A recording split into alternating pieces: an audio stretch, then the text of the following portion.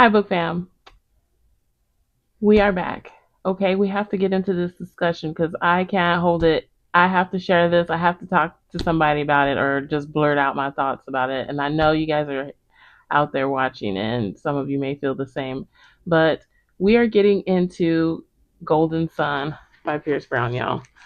Golden Sun devastated me in a good way. Like, at the end of this, my jaw was dropping, and I was like, this cannot be. Like, this broke my heart. And I was like, will good ever win? Crack this up. Okay. I have notes. I have notes, guys, because there's just so much. So I went into this book expecting the same thing that book one offered: amazing pacing, maybe alliances formed, plotting and scheming, and off to the next quest to finally free the Reds and all of society from the Gold's enthrall. So that's not what I got. I got devastation and heartbreak, and I mean, this stuck with me. I went to bed. I finished this at 12 Thursday night or 12 Wednesday night. I finished this, and I went to bed and woke up, and I was thinking about the ending. Then went back to sleep. Woke up the next day, or was the next day, but I woke up again, and I could not stop thinking about the ending and all that went down. And I was like, where is the author going with this? This is horrible. Give this character a break. Like, give him a break. And it's just heartbreak after heartbreak and betrayal. Man. So, I mean, the pacing was amazing in this one. So I did get that. It was dynamic. There was plot scheme, more scheming and betrayal, and alliances that did get formed. And you were like, this man is going to do you in. And sure enough, he did get betrayed, and he was not ready for it. He was supposed to stay ready. Darrow was supposed to stay ready. So now we've got book two. Darrow is now continuing on with his main goal. He's working for the Sons of Ares. He's trying to keep his deceased wife Eo's dream alive to break the chains. So he is now in the trenches. He is in the trenches of this warfare, and it's a revolutionary warfare. He is trying to build alliances, friendships, and trust among the people that are close to him. And some he makes grave mistakes in actually trusting. I feel, but there's more politicking in this one. There's more battle. There's an epic battle in here, and you get this just explosive ending that was just like, in the story there are intense like themes of loyalty, who is close to you, who is going to stick with you to the end, who is your ride or die. Not only that, but we do have a lot of battle within with his identity. Darrow is having trouble with his identity. Who is he? Will he stay humble, or will he let pride fill him like most of these goals? There are some good quotes to give you an example of the battle he was having within, which is never forget what I am. I remind myself, never forget. So he's struggling to. There's also this there's also this line of, okay, they're killing people, but now I have to kill people. Thousands will die at my hand or because of the choices that I made to spark this revolution and change that we want to come about.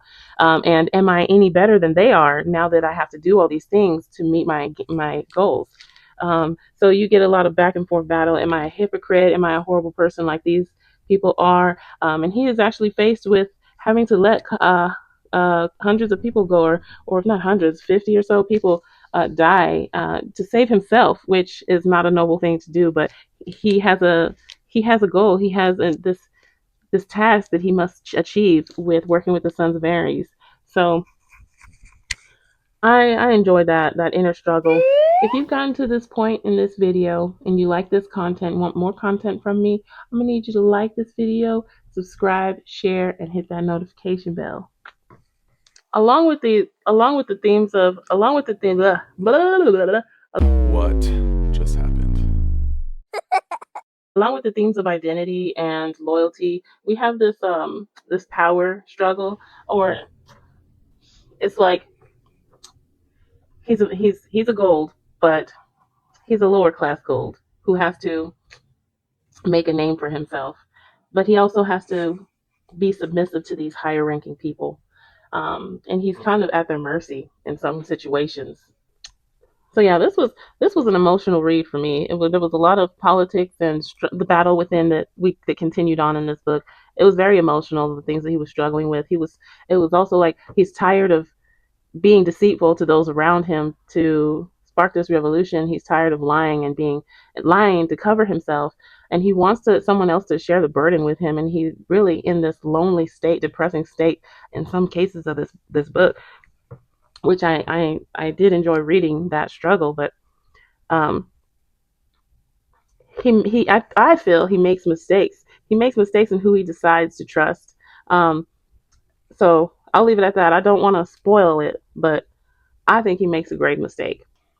Another character that I enjoyed besides Darrow was Severo. Severo actually may be the only loyal one that Darrow has in this crazy environment.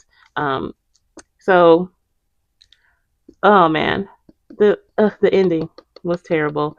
But yes, Darrow and Severo are my favorite characters. Characters that I do not care for. I don't trust Mustang. I don't think Darrow should trust Mustang. She said some things in book one that were red flags to me that lead me to believe he shouldn't believe her. So she is trying to tear down his walls and it is wearing on him. And I think he makes a mistake in confiding in her. So no, she was born a gold. She was not born a red. She doesn't know. She is going to do anything to protect her family. And even though her family may be distant from each other, they may not be close. I think she will do anything to protect them. And I don't believe that he should trust her. So that's all I got to say about that one. Other characters that I did not like was Pliny. Pliny was a slime. He was a snake, amongst other snakes in this book. Um, Cassius. I liked Cassius in book one. Book two, he turns out not to be too bad of a guy, but he's petty. He's petty. So I wish it was not so, but he's petty. Cassius is petty and narrow-minded. So like the rest of them goes, except for Severo, I believe.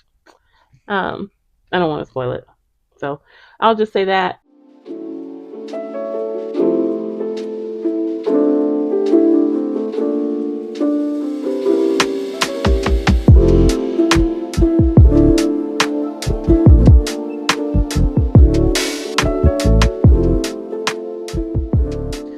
So if you're watching this, you know I gave this a 5 star.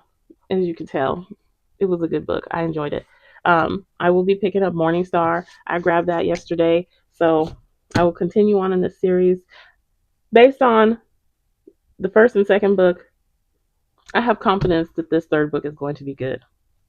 Um, I picked up Iron Gold as well, but in between me reading this series, I wanted to pick up some Christian fiction.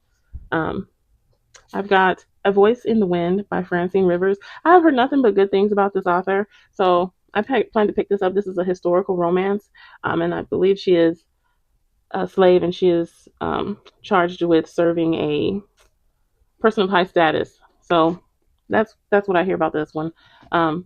Yeah. Oh,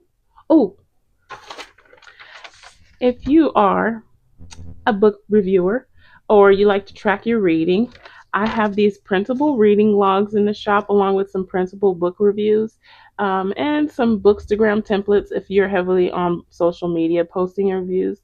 I have those that are available and apparel and all kinds of stuff. Anyways, I hope you have a fabulous day. Toodaloo.